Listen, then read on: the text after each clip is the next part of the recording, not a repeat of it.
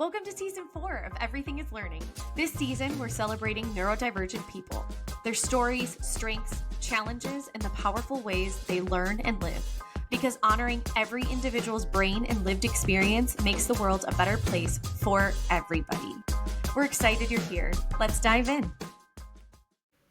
Hello, and welcome back. This season, we're welcoming guests who are using their lived experience and professional insight to support neurodiverse individuals in meaningful, tangible ways. Today's guest, Allison Converse, brings a rare blend of empathy, expertise, and everyday wisdom to the conversation around ADHD, motherhood, and home life.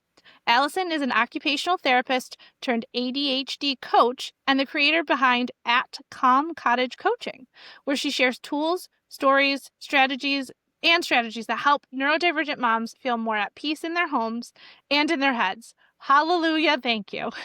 Drawing from her clinical background and personal experience as a neurodivergent mom herself, Allison helps others shift from chaos and shame to clarity and function, always rooted in compassion and zero judgment. Whether she's walking people through her free 15-minute kitchen reset, offering encouragement during her 7-day ADHD Home Reset, or reminding her audience that it doesn't have to be perfect to work, Allison creates space for growth, grace, and real-life change. She believes in the power of small steps, especially when they're taken into space that finally feels like yours. Please welcome Allison Converse. Thanks so much for being here today. Yes, I'm so glad to be here. Thanks for having me. I specifically love something that you did in, it must be season 3 or episode 3 of the recent season, that talked about how when you walk into a space, you clean it up so that it doesn't feel like an immediate to-do list. And that hit home so hard for me. Thank you for making it feel so real and tangible, because I literally walk into my bedroom sometimes and I'm like, oh God, there's like 16 things I need to do. And it's a mental load that I really don't need. So I love that. Thank you. Yeah, you're welcome. Yeah, I feel like as moms, it's easy to like have that running to-do list in your mind anyways. And then when you're actually seeing it in your house, it's like even more overload. So yeah, I'm glad you can relate. Absolutely. Well, Allison, we usually start with an icebreaker question. So my question for you is, what's your most used home item or tool that you cannot live without? Yeah, it was like a tie between my air fryer and my cordless vacuum because I use Great both of answer. those like pretty much every day. So All right. Okay. So Well, the that cordless vacuum, is it handheld? Is it like the small one or is it a big one? It's it's like medium sized, so it's not like super heavy. It kind of breaks down into two pieces, but it Okay. clicks in and it's cordless and you can like our whole house is hardwood. So it's easy to So just like funny. vacuum through, but it works on carpet too. So That's awesome. I just got to know, the air fryer and the vacuum, those are both great tools. Are you the only one that uses them at home, or do other people help with those things? my husband will help. Okay, Yeah, that's good. but I don't mind vacuuming. My son likes to vacuum too. He's Okay, 6, so he'll help out sometimes too. So that's nice. yeah. Okay, good. I'm hmm I'm glad it's not just a you thing, because those items at both at my house are rarely used by other people. Yeah, true, true. Our air fryer is something that we use every day as well. Yeah. Oh It's just man. so much quicker, and we have to have quick, easy meals here. And Right? I make like 3 different meals each for dinner, so because everybody wants different things. I totally understand that exact making 2 different meals, because I can't just eat chicken nuggets and french fries or pizza every single day. Yeah. Yes. Okay, but to kick off because this season we're really highlighting neurodiversity, to kick off our series of questions that we'd love for you to weigh in on, how has your relationship with neurodiversity, whether through diagnosis, identity, or lived experience, shape how you see yourself, your loved ones, your clients that you might work with, and the world around you? Yeah, so I've never been formally diagnosed with ADHD, but I've always struggled with anxiety. So I've always felt like my brain kind of worked differently anyways. And after becoming a mom and then my daughter being diagnosed with high functioning autism, ADHD, and sensory processing disorder, there was a lot that clicked for me. I see a lot of myself in her as a child. So I'm like, I know I have other things going on. I just haven't been formally diagnosed. So, I just started understanding neurodiversity more, dysregulation, the strategies that help her and me. And then I've applied it to my clients. My OT background also has helped give me the tools that I needed to also, like, I always was very patient first in my occupational therapy career. So even though I was working in the hospital setting with not kids, but with adults, I was very much like, how can I adapt the environment to fit the person and figure out how to like incorporate that. So a lot of that, my occupational therapy background has carried over into my coaching as well. Um, so I yeah, love but I that. don't, yeah, go ahead. Adapt the environment, not the person. Yes. Yeah. That's genius. If you don't, you need to like make that into a poster. I should. You I'll add really that to my should. quotes. No, really, like that. If every person, let's just like go back to, like people's relationship with neurodiversity, but really neurodivergent people. If everyone took it as that, instead of looking at the person and saying, you don't fit into the box, you don't fit into society, we are going to take you, the beautiful, unique person, amazing brain that you have, because everyone is different, every single brain is different, then we're going to take the environment around you and make sure that it works for you and your most authentic self. For sure. Genius. 100%.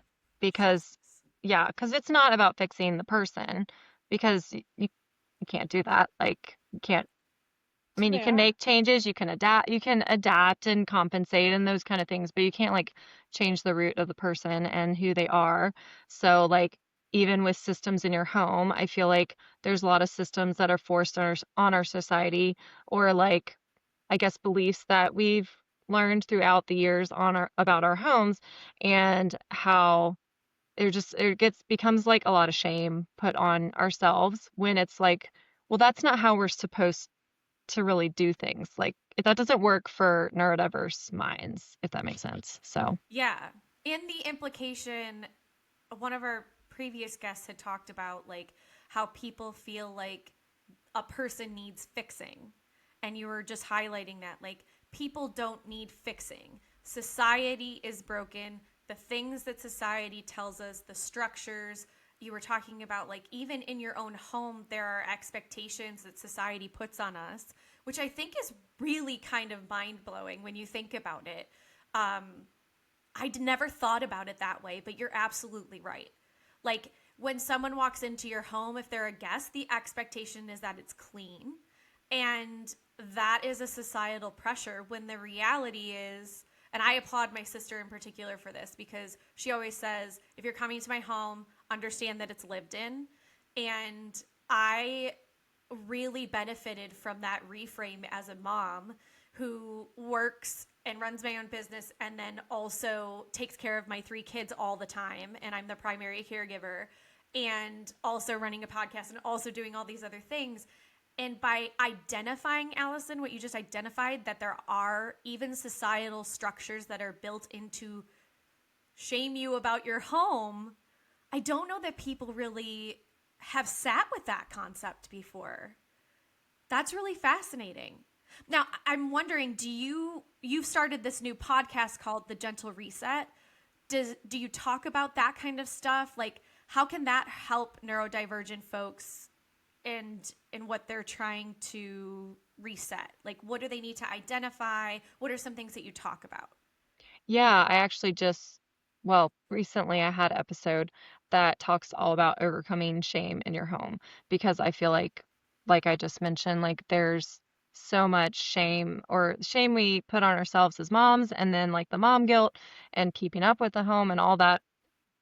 Excuse me. So I feel like, yes, so my new podcast or newer podcast, um, I do talk a lot about like you're not behind in your home, like that you're keeping up with kids, work, life, like you just said, home tasks, like all the things, like it's not meant to be perfect.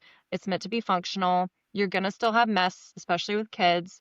Um, it's it's all about figuring out what works for your ADHD brain, because it is different from what is on a lot of the shows out there, and a lot of the organization type methods that are taught don't work for neurodiverse brains.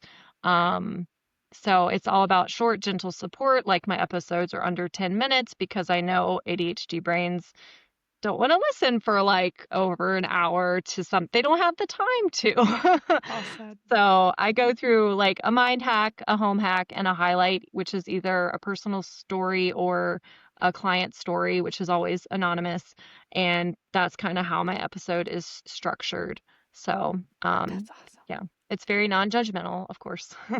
Well, Love that. to your point about what you see in like the media and whatnot, yeah, it would be really easy to keep your home that way if you had like a set design team that could like come in and sweep in. That's what I really need. But no, and my other thing is, Lane, thank you so much for the nice compliment.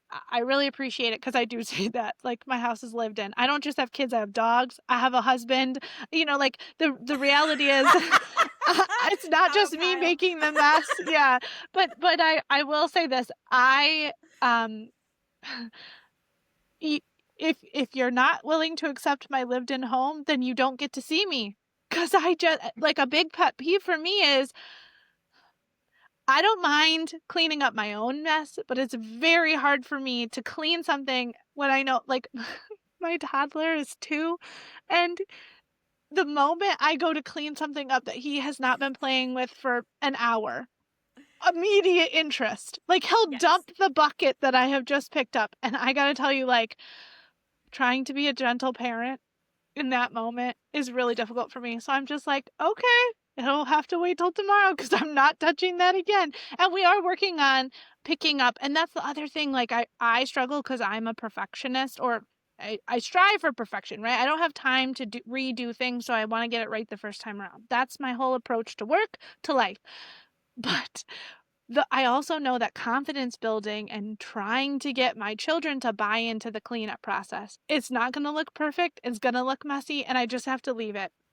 And I don't know that I am diagnosed with ADHD, but like, out of sight, out of mind, if I don't have to look at it, then I'm going to forget about it. And that's largely what I have to do, is that once they mess it up, like once they pack the dishwasher like a rabid raccoon versus like a Swedish like architect, right? Which is like my game.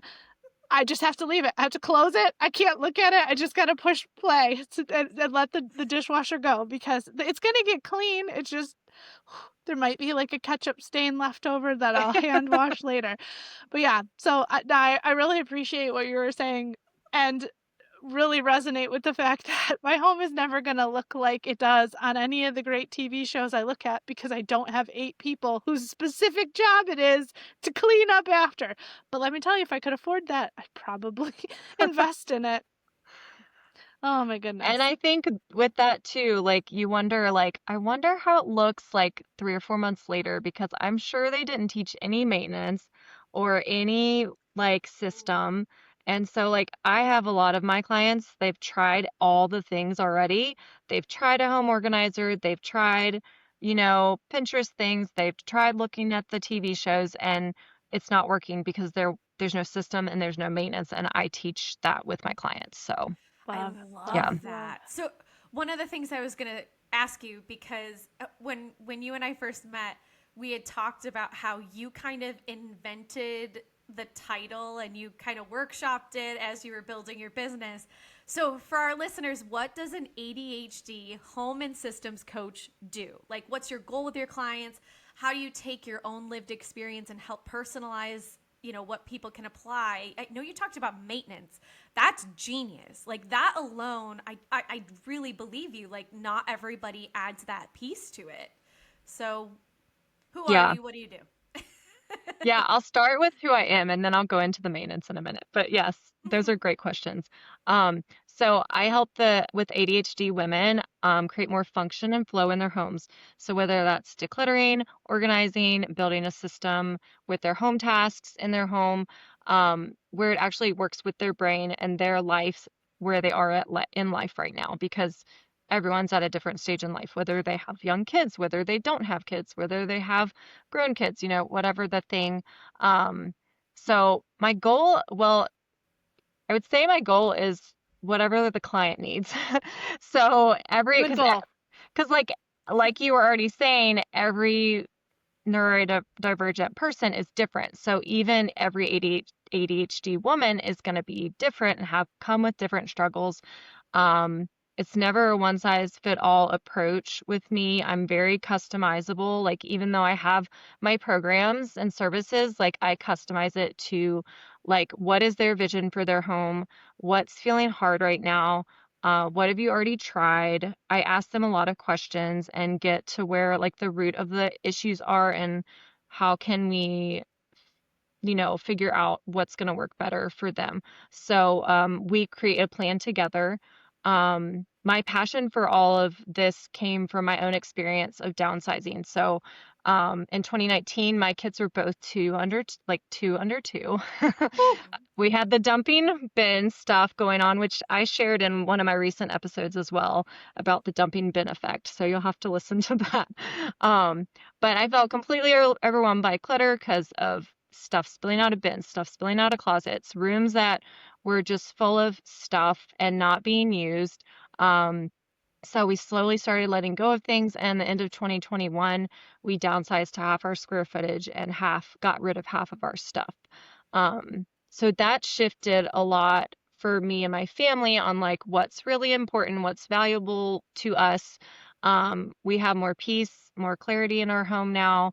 I know where everything is because everything does have a home for the most part. But like I was saying with ADHD women, the clients that come to me, they've tried all the things. They've tried the routines, the time management systems, all the things that hasn't worked or hasn't stuck. So I help create that system that works with their brain and their season of life, including the maintenance piece, which I think is lost a lot with even professional organizers. Like, I don't know how much they go into that because they're focused on the now and the present so much that I don't know that they're focusing on. No, they might be, and I don't knock professional organizers. I just approach it from a different way, and I'm all virtual. So, like, I'm not going into your home. We're sharing pictures and videos back and forth, and I'm very high touch, like texting back and forth with my clients. And then as far as, like, how do I apply what they're doing, or like how have I applied it in the past, I personally have tried the things that I teach my clients. So, like, Love if that. it's a reset routine, it's a paper system, or like tackling a hot spot, I have already tried it and seen, like, what are the different ways that could work. And I'm also just really good at problem solving through, like, the issue at hand with, like, whatever they're going through. Um, so it's, not about just feeling better in their home, but also feeling confident to follow through with what systems we create with together. So Love That's that. awesome.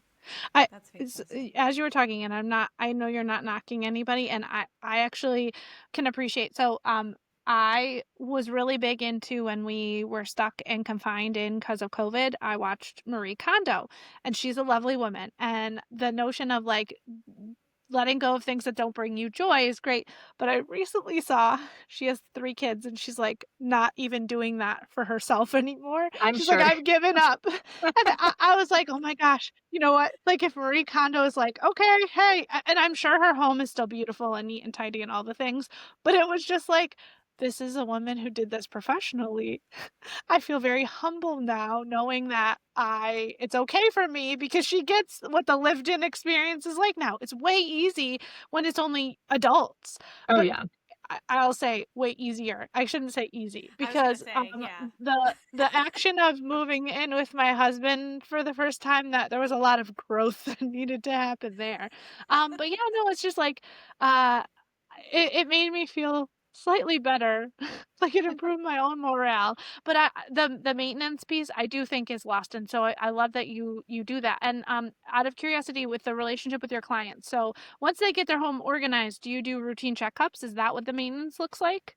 Yeah, so like my longest program right now is 30 days. So that's Okay. my room makeover. And so all of my programs are super short and sweet too because I know that my clients like to see quick results. Mm. So I try, I created it to where it is doable in that amount of time.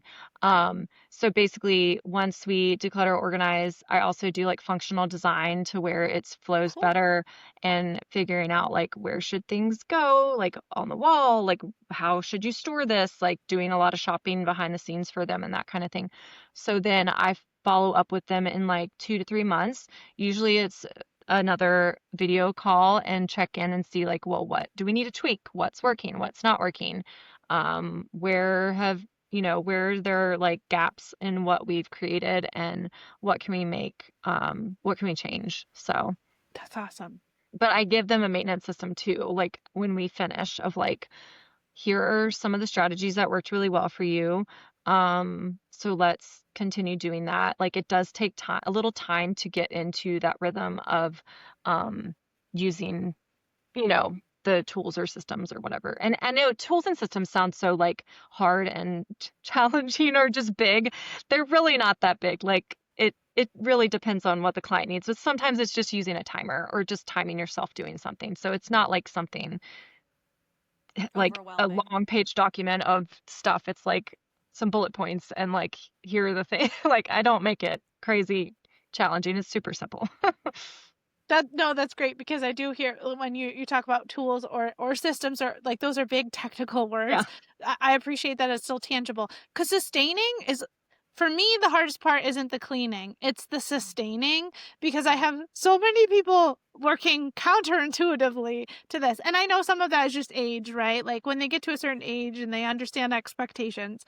But the reality is the sustaining part is the piece that's hardest for me. And so I love that that's already built into your system, which I think sets you apart. And speaking of things that kind of make your system unique and set you apart, can you talk through what are some of the unique strengths or perspectives you associate with neurodivergent minds? And how do you think society could better recognize and support that and them? Yeah, that's a great question. Because I think society still sees ADHD through a negative lens. Ugh. Like overall, like not everybody, but like in general, I feel like there's still things out there that, mention like laziness, scattered brain, like distracted easily, which those are true, in ways, but it's not laziness. I don't want to put my foot in my mouth. That's not what I meant, but No, I but don't, I hear this. What you're saying is like there's a stigma there's a around people stigma. who have that. Yes, Yes. I agree. Yeah. But it isn't because people who are neurotypical don't necessarily identify with having the specific challenge that maybe presents as laziness, which is not laziness. It's like Yes.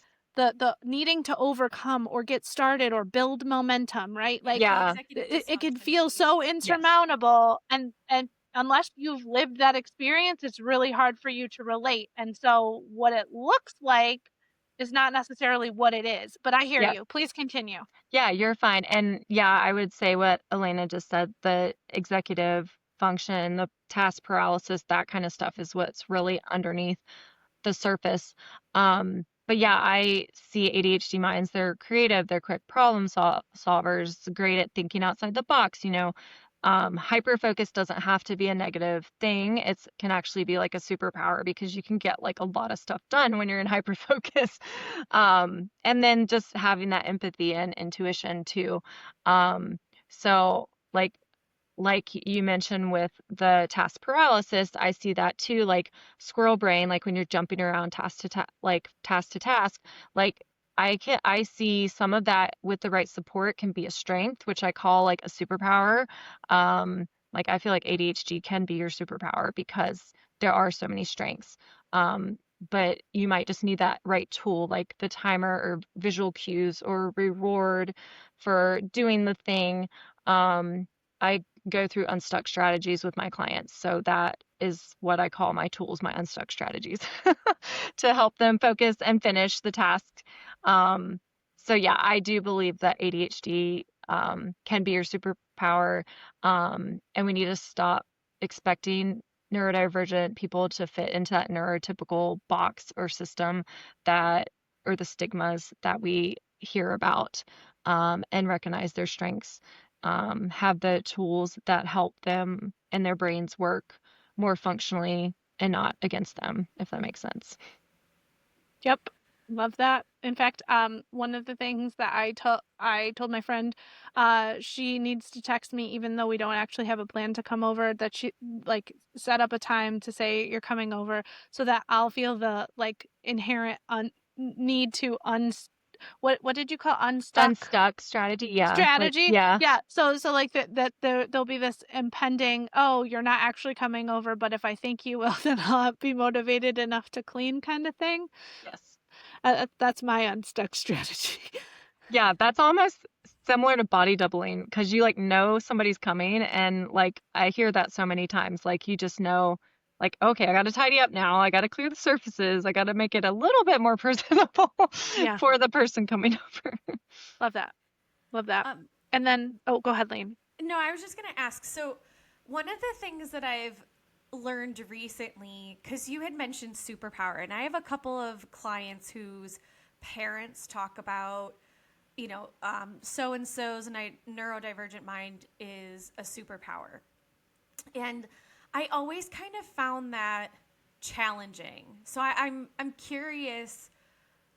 I'm curious about this because when I talk to kids, like, and I say kids, school age. So the clients I typically work with are like 8 years old, although they go up to like 56. But like school age kids to seniors. So 8 years old to seniors in high school. And one of the things that they really don't like is to say that ADHD is a superpower. And the reason that they don't like that is because they feel like it diminishes their experience.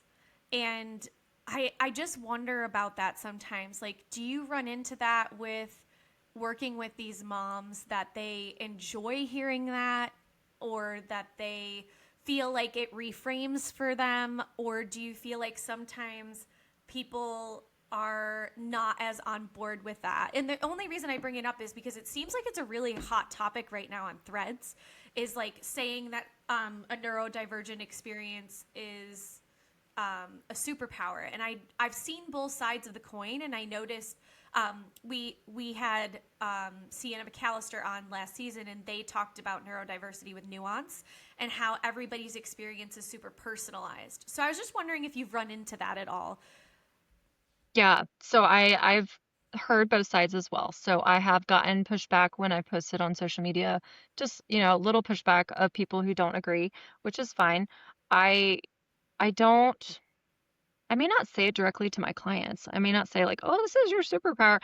Well, I know I do have a superpower quiz. I do, that's right. I do have an ADHD superpower quiz that they take, and it comes up with like, okay, so like which one? It basically is like the characteristic, like I coined it down into 5 characteristics of ADHD that I see most in homes.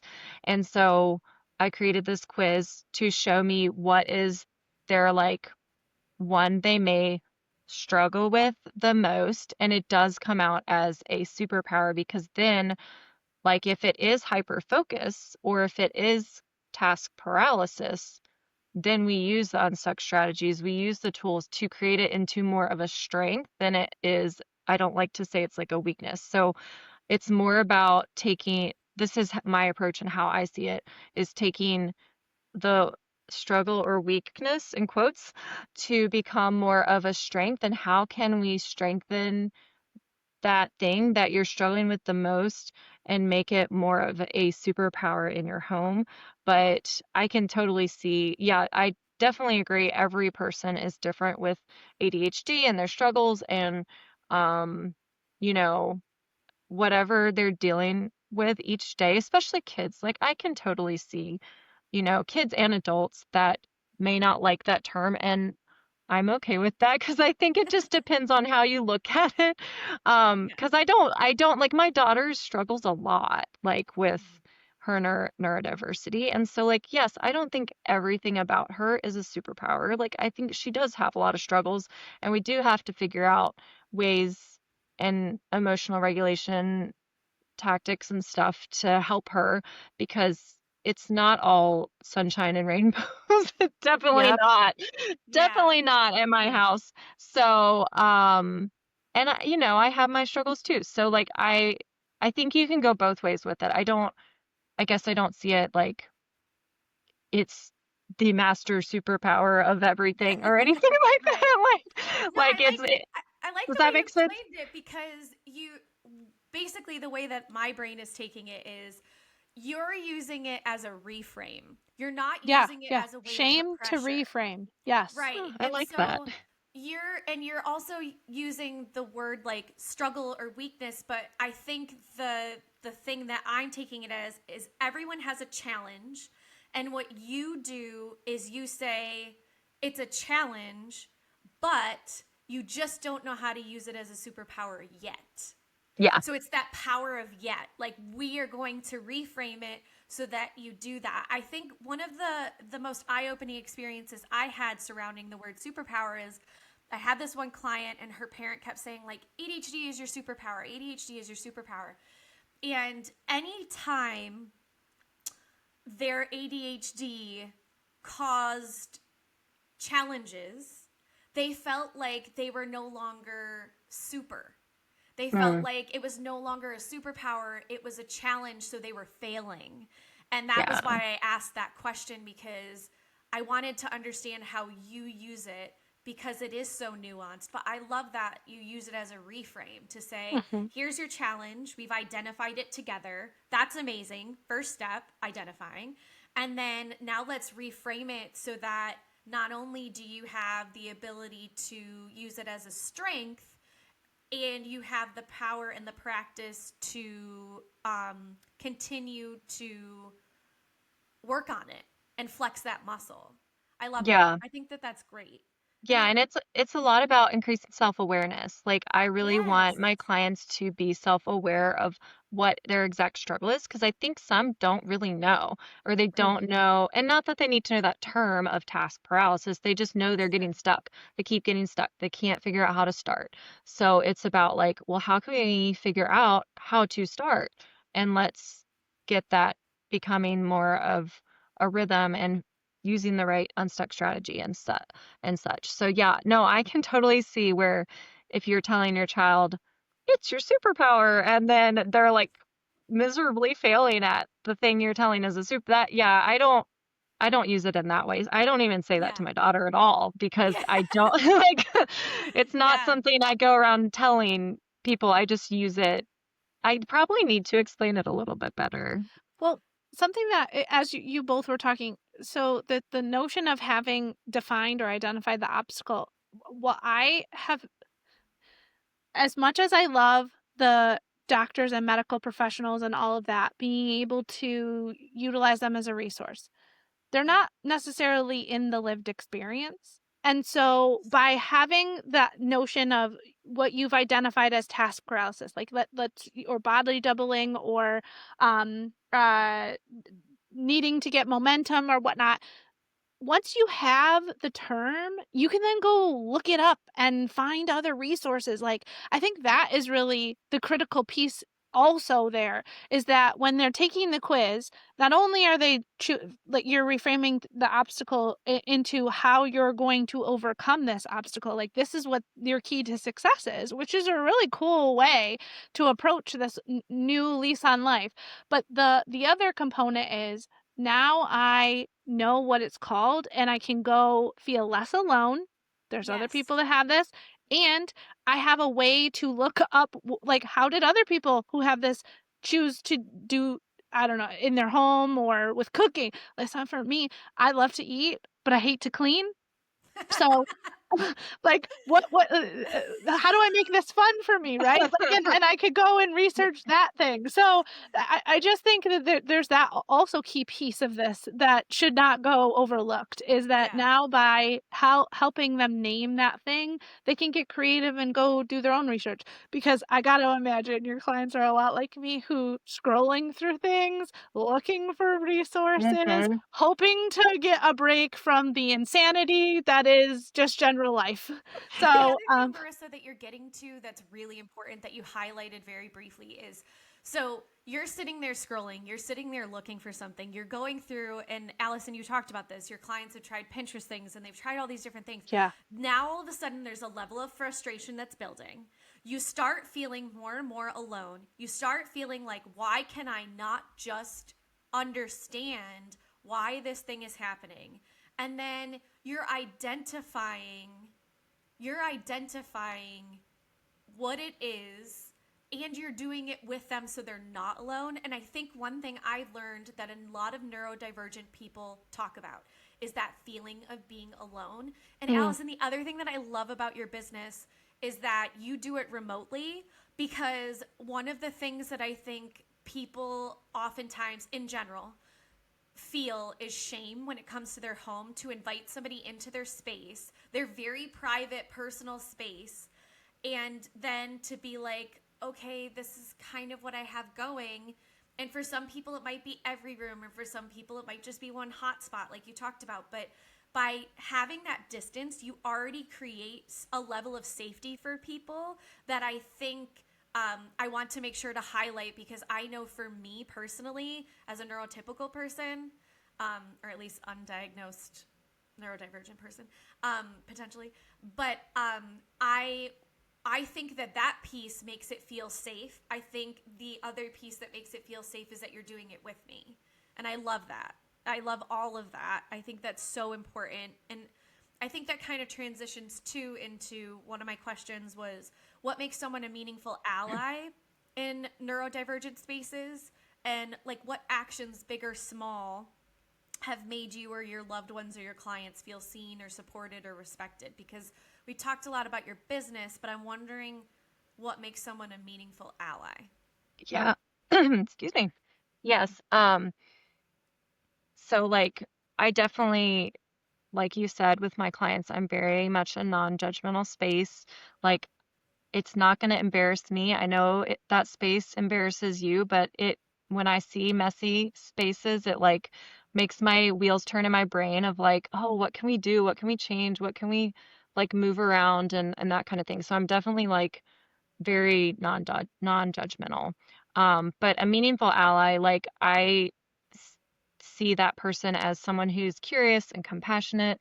They see the person first and not just like we already talked about, not like just the diagnosis or the behavior. I'm very passionate since I am a former occupational therapist and my daughter's been through occupational therapy, like in the pediatric setting. I'm very passionate about all the therapists in the world. They're very, the PTs, OTs, and the speech therapists, So needed. the cognitive therapists, if you find the right ones, that are, can actually see your child for who they are and not see them as like having a behavior issue, like, but seeing that they're struggling or they're dysregulated. That's been really huge for my daughter, someone that can listen and sees her for who she is, that doesn't like, you know, put her in a box or, those kind of things. But focusing on the strength, like we already talked about, like not just what's wrong, but like how can we figure out strategies that can work without shaming, without trying to force anything that doesn't fit. So like even if it's a teacher that's like just really good and has that intuition to figure out like where, my daughter's struggling. So yeah, that's just makes her or me or whoever feel safe too. So I think that's all very important. Love Amazing. that. Yeah, I Love that. agree with all of that. And I appreciate that, like the motherhood piece is that you recognize that what you're doing or who you're helping, it inadvertently is also helping, like you're thinking of your daughter, or when your daughter is in her future when she's living on her own or whatnot. And the notion of what you're doing for others, I mean, I know you had mentioned that you're piecing together and seeing similarities. So look at all that you've accomplished undiagnosed. Like now your daughter is getting the advantage of having all of these supports in place. So, and I'm preaching to the choir here, but the early intervention and doing things earlier helps long term. So do the harder things sooner so it becomes easier later, right? But the reality is, I wish that were true for anybody who had those things, and some of the supports weren't in place. So I guess my question would be, especially as a mother to a neurodivergent child, if you could change the world to make things more inclusive, what would you choose to do? Yeah, I'd start with education. Whoa. Honestly, I just think there's so much that people don't understand or just don't know. Like in the school system, I've bumped up against some things. So I just feel again like kids are labeled difficult, disruptive, like, or they might not be diagnosed yet either. And even with a diagnosis, it just doesn't seem to always help in the long scheme because, um, yeah, they don't always have the knowledge or the resources even. Like they don't have the resources like to be able to bring a therapist in or the way they go about with IEPs, like it's just they're not seeing the whole picture even so it then the child can't get an IEP because they're functioning in the classroom Mm-hmm. according to they're smart and they're doing well in school. That's what happened with my daughter. So Yeah. I just love to see more training around neurodiversity and emotional regulation, how to support, the various types of learners, not, just understanding the children better. Yeah, I think that would be wonderful if those kind of supports could be in place. Yeah. I think it's really important too that um, you didn't specifically say the ableist kind of perspective, but there is a lot of ableism when it comes to special education. Having been a former special education teacher and a learning specialist, like looking back now, there is a ton of that. There's also the fact that people don't understand masking and that someone True. can mask all day long at school and then come home and unmask in their safe space. And when they're at school, they want to mask because it feels safer. And so they present differently in the classroom. And there's a lack of learning and understanding in the classroom with the CSE committee, and trying to understand all of that. And I think you highlighted all of that beautifully. So thank you Yeah, so much. I I, think that I do want to speak on masking real quick because I think that's a huge thing. And that's what I was what I would was trying to explain to the team that was evaluating my daughter for an IEP, and they just didn't get it. And I masked as a child, so I'm like, I know I have things.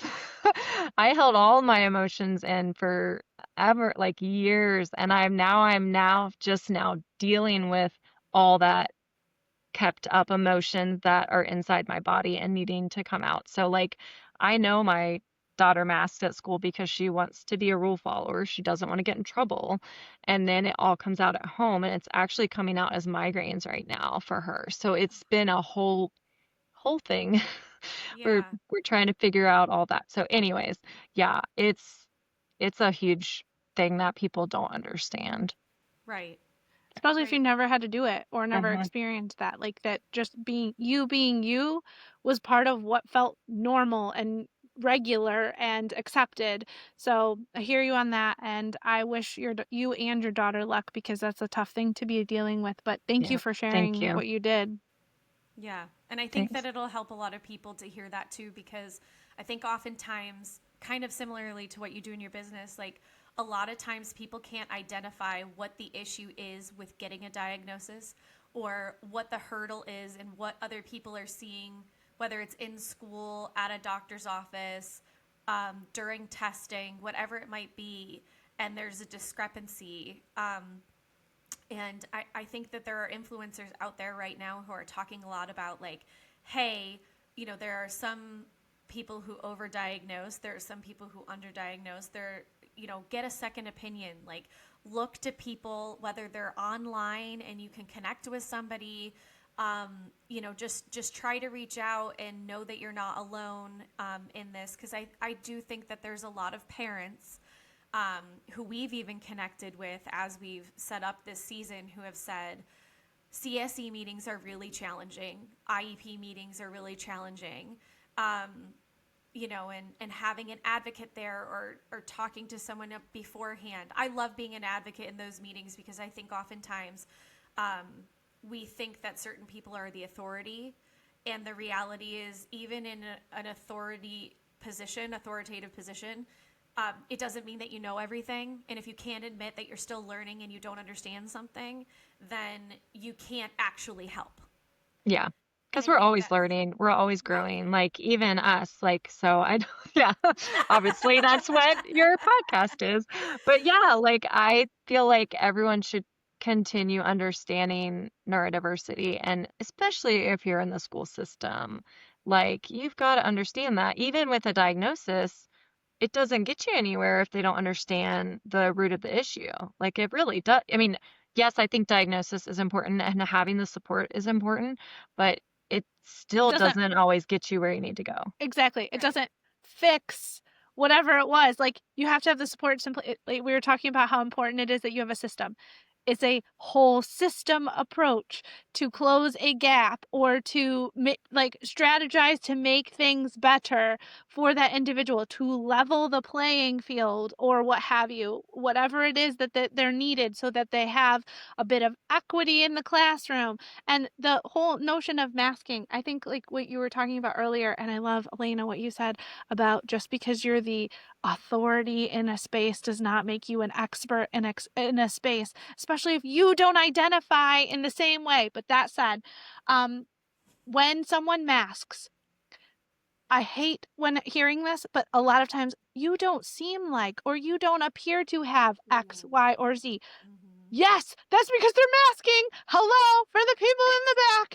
Just because they don't appear in your perception, your minuscule perception, to have X, Y, or Z, or don't fit the mold that you've created, is because they're masking. Hallelujah, they're masking. That's why you don't see it. And so and the other thing in a previous conversation someone had said was, just because I'm low needs in this area doesn't mean I'm not high needs elsewhere. So your daughter may excel at X, Y, and Z, but may need a lot of support in A, B, and C.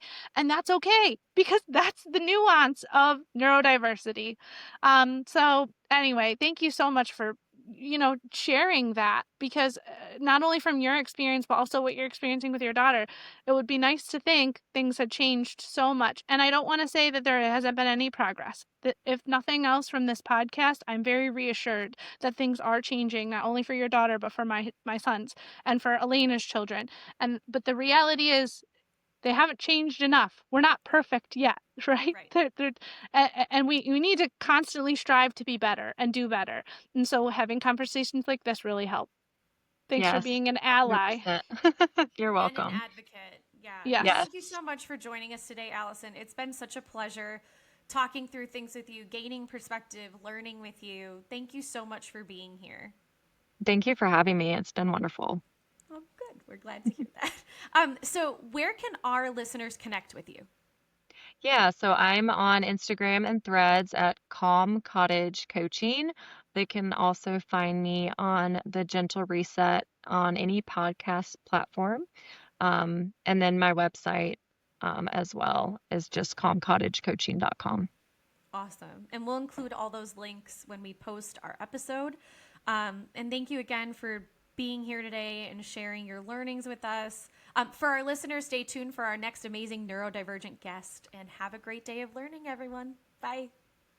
Thanks for tuning in to this episode of Everything is Learning. If you loved this episode, share it, subscribe to hear more awesome content, and let's keep the conversation going. Stay curious and keep learning. We'll catch you next time.